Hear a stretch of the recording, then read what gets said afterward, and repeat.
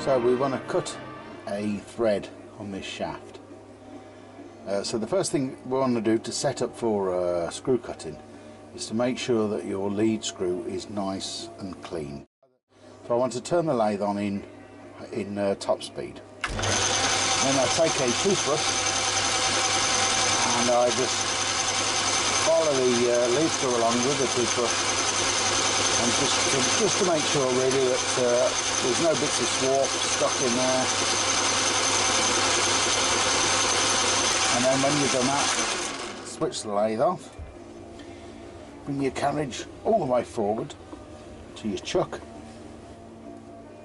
Make sure it's not going to snag anything. And then engage reverse, or in the opposite direction. And again, start it up. And with your toothbrush, give it a clean. Do exactly the same in the other direction.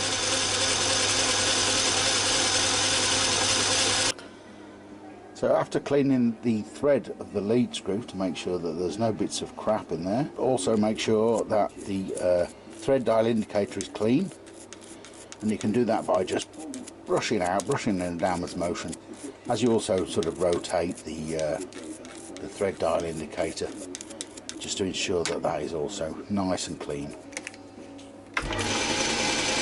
So once you've cleaned the thread dial indicator, you can then locate it to the lead screw,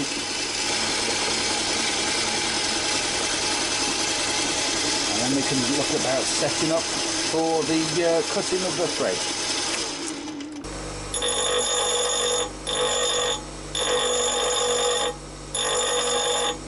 Okay, so I've just reground the edge on this thread cutting tool, and the tool itself was just a piece of high-speed steel, and I ground a 55-degree Whitworth point on it.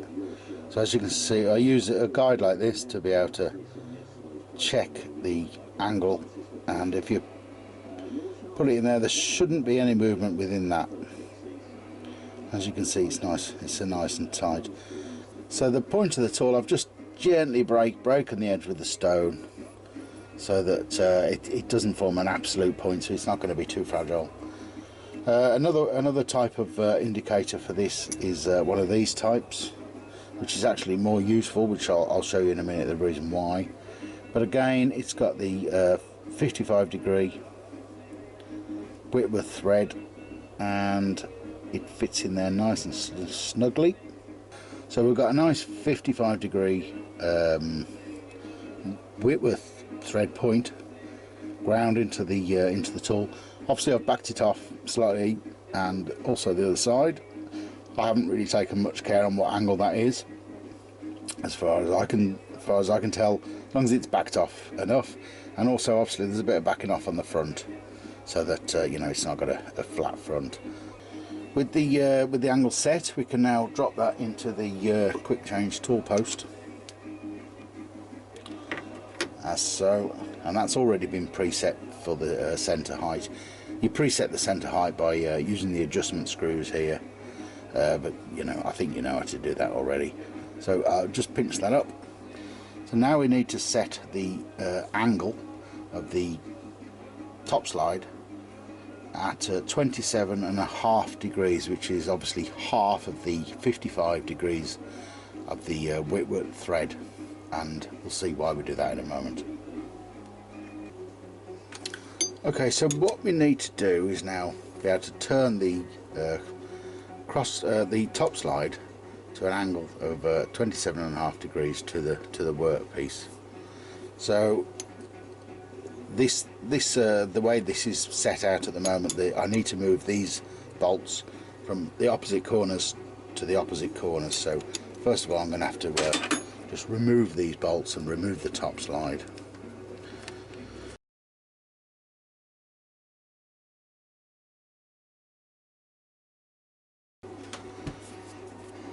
Okay, I found the nut that I dropped on the floor.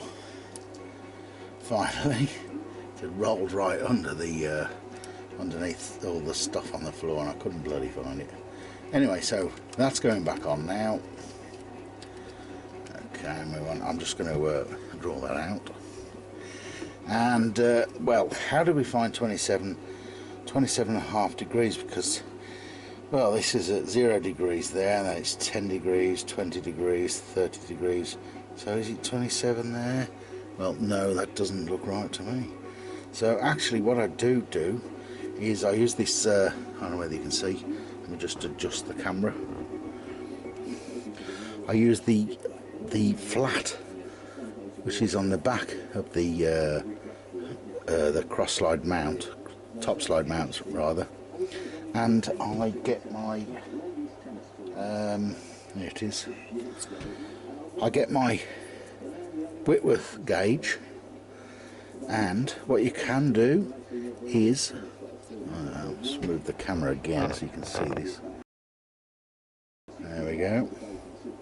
So I use this edge here, and obviously that edge there is going to be at the right angle. So if I put that edge square up against that there, and then I can, oops, that's better. And then if I rotate the top slide until, I'm not making a very good job of this. So again, just use your gauge, bring it into there and check that that is indeed 27.5 degrees. Okay, well that looks pretty dandy to me, so I'm just going to gently pinch those up, lock them down. At stage 1 of setting the cross slide, and the idea is that, let me just undo that, I'll find the blue spanner, there it is. So now if we undo that, undo the actual tool holder part, and we're going to rotate that around. So I'll just move the camera over again so you can see what I'm doing here. Okay, so I'm going to put the indicator, the gauge rather, put the gauge in, and then just gently wind the cross slide in, and that will nice and parallel along the bar we want to cut, and of course it's held in the groove there. So that now ensures that the angle is correct to the parallelity of the bar. So now I want to just tighten up the tool holder. So now we've set, using the gauge, we've set the point of the thread is now perfectly at 27.5 degrees, 27.5 degrees either way to the workpiece. So when we do put the thread in, it'll put the thread in, so basically it won't be twisted so one way or the other way. So we've now paralleled that up with the thread, so when we get our nice thread, each side of the thread that we cut will be, you know, an equal 27.5 degrees from the workpiece. So now what we need to do, I need to bring in my tailstock. Little bit of pressure on there. That's just to support it, to prevent the thread from, well, push it, prevent the cutter from pushing the bar stock across. And then we need, so we're all set here, we're all set there. So the first thing we need to do is get a perfect position. Just make sure our tool holders are. That's another little tip actually, just make sure your tool is on dead center height. If you trap a piece of, only gently, you just gently bring it in. Just use a piece of steel or steel rule or whatever you have, and it should hold the tool parallel in a 90-degree vertical position to the workpiece. If the piece that you trap sort of leans over that way, your tool's set too high. If it leans the other way, it's obviously set too low. So you want to get a perfect vertical 90 degrees, which you can tell by just looking down the thread, and that's pretty good. So you know that the tool height now is set perfectly at centre height. It's also set perfectly at the right direction, perfectly in the right angle, and we also know that the cross slide is set at our 27.5 degrees. Okay, so we're all set up for thread cutting. So the workpiece has been turned down, so it's at 5/8 or very close to. Should be 0.625 and it's 6239, so it's about 0.10 under. And what I've also done to the very edges, I've turned those down to the outside diameter is obviously the outside diameter of the thread, and I've turned the core diameter as well, just at the edge, which should be 0.508. So I've actually turned that down to 0.05. Yeah, it's actually bang on size. So the idea is that when the thread reaches full depthing, it'll just scratch that surface there, the depth of the thread. So for the thread cutting, I'm going to want to reduce the speed of the lathe. So I need to adjust the belts. So first of all, I'm going to drop the pulley onto the lowest gear of the lathe, and then I'm also going to engage the back gear. So to change the back gear, you need a Allen key which has been ground down, so you can actually get it into that little space there, and then when you undo it, there we go. So that tiny little thread in there, that little screw disengages, and then you can slide it up to the top so it's out of the way. There's actually like some little teeth at the back there which you engage onto the main drive.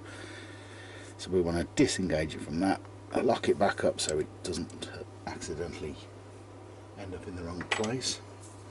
And then, as you can see, the chuck turns freely on the shaft, and we're going to then engage the back gear, which means that now when the lathe turns, the spindle turns, but it engages the back gear, which then reduces it to the lower back gear onto the ball wheel and reduces the speed of the lathe. So the lathe will now be its lowest gear possible. Now it's in the lowest speed. When I do start the lathe, you'll see that it's in a very slow speed, approximately 33 revs per minute, and also the lead screw is moving nice and slowly. So when I do engage the half nuts, it's a very slow progress across the thread that I want to turn. And of course, when you get to the end of the turned thread, you want to be able to stop that before it clashes into there. So the lower the speed, the better, really, because that'll come off the thread, and I've still got now a couple of rotations before that engages and starts doing any damage to